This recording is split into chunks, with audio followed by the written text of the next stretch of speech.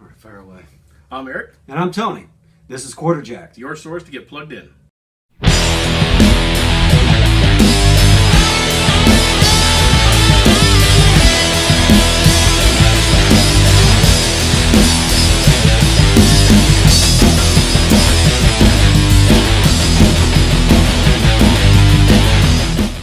All right, today we got another album review we're going to do here. This is a favorite, Kiss Alive 2. Okay, now all the haters are out there rolling their eyes, but I don't care. Kiss Alive 2 is one of the greatest live albums there is, and yes, I know it's not a live album. The thing is, they wanted to do a live album back in like ¡77. So they recorded one of their shows. Apparently, this is what I found out. Good year. I was born in '77. Yeah, all right, cheers. Cheers. They want to do this. They want to do this live album, so they record one of their shows in Japan at the end of a tour. Then they come back, and they decide not to use that entire all that footage. So what they do is they record 3 nights in L.A. And then, of course, just like they did with their first album, they added a few overdubs in the studio later on. Yeah. Okay, so everyone says, it's not a live album! Okay. Gotta catch it up. I get it. You know what it is? It is when they make a movie that's based on true events. That's a yes. That's Kiss Alive 2 for you, okay? I don't care. It's a phenomenal album. It captures them, the essence of them live. The first track, Detroit, Rock City, it's the only way to open a Kiss show. This is my first exposure to them as far as any kind of live sort of setting or anything.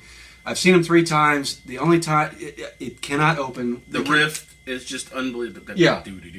Oh yeah. It's the only way to open a Kiss show. They roll right through it. King of the Nighttime World, Ladies Room, Making Love, Love Gun. All of these are great songs. They just attack them, and it's a great sound. This is what made me want to play guitar. Hearing Ace Frehley's guitar live, because it just. The whole band has a swing to them. For as heavy as they were, they're an American band, so they got that boogie. And Ace Frehley's guitar just sounded phenomenal in this.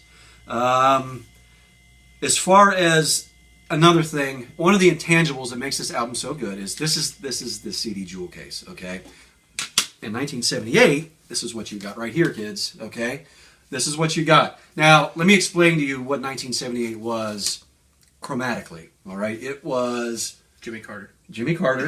And it was avocado green carpeting. Yeah. It was burnt sienna brown.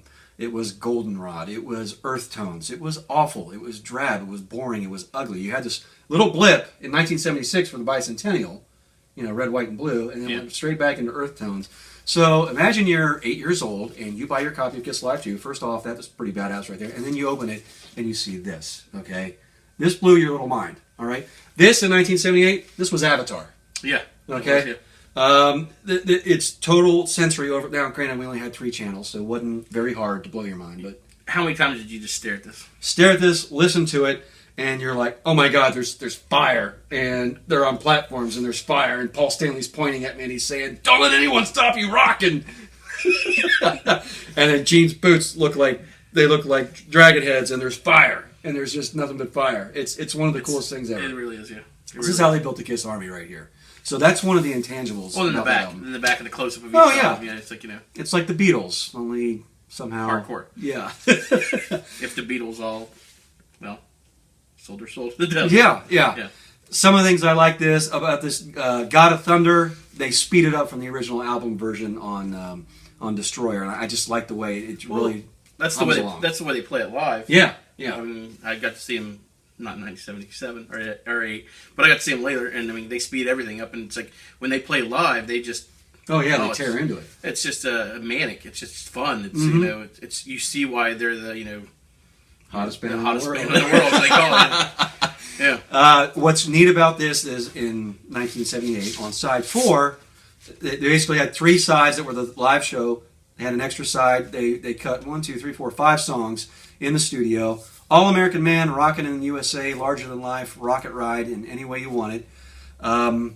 What I like about these songs is that Kiss, this is them at their peak, okay? And anyone who's a Kiss fan and knows the drama of the band, you've got Gene and Paul, it's like a high wire act. Yeah. Gene and Paul, resolutely one foot in front of the other, and then you've got Peter and Ace in the background, like cackling and jumping up and down on the rope, trying to make the whole thing fall apart. Trying to tip the boat over. Yeah. So, personality-wise, this is kind of when things started to ride off the rails, but chemistry as a band. This is them at their peak. And these songs, they're very good songs, but a lot of them are damn near filler.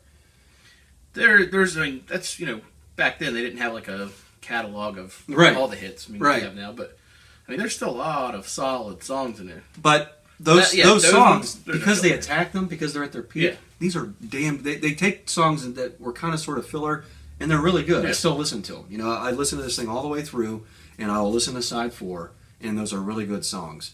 It is, you people talk about Kiss jumping the shark, or the commercialism and everything. But if you're a Kiss fan, you love this album. You don't care what anyone Yeah. says, and I just love it. It is, like I said, it's what made me want to start playing rock music. It's not the reason why I buy a Kiss coffin, but it is the reason. Yeah. It is the reason. I mean, when I wanted to play live, I mean, the theatrical part of it is Mhm. that's them. That was them. You don't top them. You don't. Yeah. They actually they're the reason why AC/DC had to up their game, and it wasn't just hey I'm gonna ride on someone's shoulders. It's like hey we gotta do some pyros and Oh, yeah. some stuff. We gotta put some stuff into it because I mean Kiss is really pushing the limit. I mean you get Everybody had to up their game. yeah because I mean you paid for your ticket but you got a lot more. Mhm. And you still do. You still get a lot of. I mean that album right there. I mean before this before their if you listen to any of their actual studio albums, they're kind of Mm-hmm. yeah. And Oh God, that's another whole Yeah. other yeah. I mean, yeah. if you listen to studio albums, I mean, you can just tell they're not. I mean, it's like going to the zoo and seeing a lion, lick a giant ball, of like yarn or something. It was like, yeah. but and then it's the difference of being on a safari without a top on. You're driving in the wilderness, and then there's a lion right beside you. There's a little bit of fear, Yeah. and that's Oh, what yeah. that is. I mean, it's just they put a little fear in you. Oh, And yeah. I see why parents hated it, and they were all over the news, and And then 3 years later, parents were taking their kids to the shows. yeah, it's like Yeah, but you're right about you'd listen to the album and you're like, yeah. how is this band? How are they doing? Dressed to Kill. Yeah. It's like there's zero production values, and I understand being lean, mean, and stripped down and all that. Yeah. But it was like this is not. It's almost a different band. It's live compared to studio. I mean, I think everybody, goes through that, music wise. People want to put extra things in their music when they're in the studio. Mhm. They want to. They really show that you don't have to. You can just go live, plug it in, turn it on, maybe touch it up at the end, Mhm. and just drive right through. I mean, Yeah. it's really fun album. I remember that. Oh yeah. So, But if you're too cool to own Kiss Alive 2, too bad for you. This is a Yeah. great album. Go out and get it.